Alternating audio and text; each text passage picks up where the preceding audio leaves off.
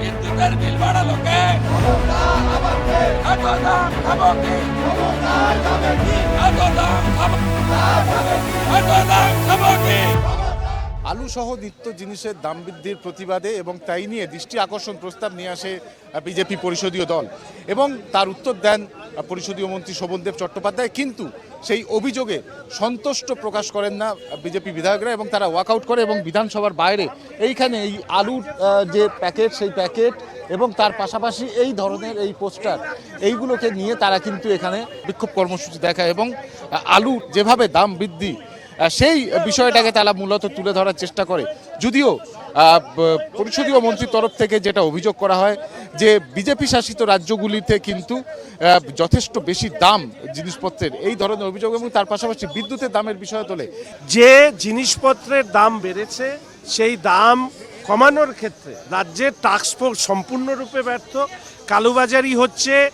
এমনকি শোনা যাচ্ছে যে এক অংশের পুলিশ এই কাজের সাথে যুক্ত হচ্ছে, গোডাউন মাল থেকে খালাস করা, ট্রাক অন্য রাজ্যে যাওয়া আসা, সব ক্ষেত্রেই রাজ্যের সরকারের একটা অসহযোগিতার কারণে দাম বৃদ্ধি পাচ্ছে। সিপিএম এর সময় বলা হয় যে একজন এসে তোলা তুলতো, কিন্তু টিএমসির সময় এগিয়ে বাংলা বিভিন্ন লোক এসে তোলা তুলবে, পুলিশ তুলবে।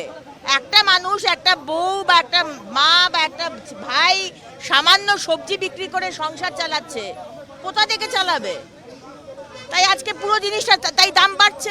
এটা হচ্ছে যে যখন ওরা আজকে ভেবেছিল ওরা আমাদের আক্রমণ করবে, কিন্তু ওরা যে নিজেরাই দায়ী এই বিদ্যুৎ দ্রব্যমূল্য বৃদ্ধির জন্য, তখন যে সত্যটা আমি তুলে ধরলাম তখন তারা লজ্জায় পড়ে আর কিছু আমার না করার কিছু ছিল না, তখন পালিয়ে বাঁচার চেষ্টা।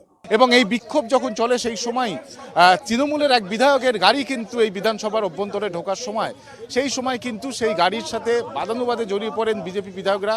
বিজেপি বিধায়ক শিখা চ্যাটার্জির যেটা অভিযোগ যে সেই গাড়ি তাকে ধাক্কা মেরেছে, এই ধরনেরও কিন্তু অভিযোগ তার তরফ থেকে করা হয়।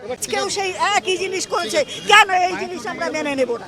আজকে আমি দেখিনি, আমি এপাশে ছিলাম, দেখলাম শিখাদি ওখানে তিনি বলছেন এই বিষয়টা। আমার মনে হয় এগুলো না হওয়া উচিত। এত বিরোধীদেরকে মানে পিছিয়েই মেরে দেবে নাকি, আমি তো বুঝতে পারছি না। এবং এই সামগ্রিক ঘটনাকে কেন্দ্র করে কিন্তু সরগরম হয়ে ওঠে পশ্চিমবঙ্গ বিধানসভা। ক্যামেরায় সূর্যশঙ্কর অধিকারীর সঙ্গে ত্রয়ন চক্রবর্তী, ট্রাইব টিভি বাংলা।